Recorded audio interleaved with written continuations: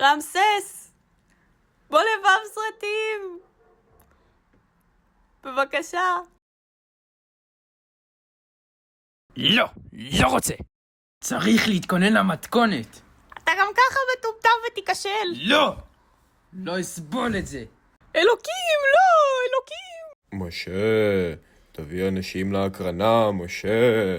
על הזין שלי המתכונת. אתה ראית איך הם דיברו אליך, משה? אני לא הייתי נותן לזה להחליק. אתה צודק, באמת לא צריך לתת לזה להחליק. וואי, הדושם, כמעט עשית לי התקף לב.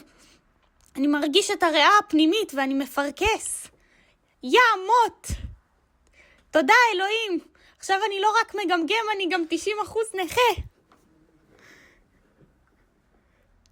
איזה יופי, אלוהים, איזה יופי. מקל. יכולת לתת כוחות על, אבל נתת מקל. רמסס. רמסס, אתה חייב לבוא להקרנה, רמסס. אל תהיה פוסי, רמסס, בוא להקרנה. משה, אמרתי, מתכונת. על הזין שלך, המתכונת שלי, רמסס. מתכונת שלך?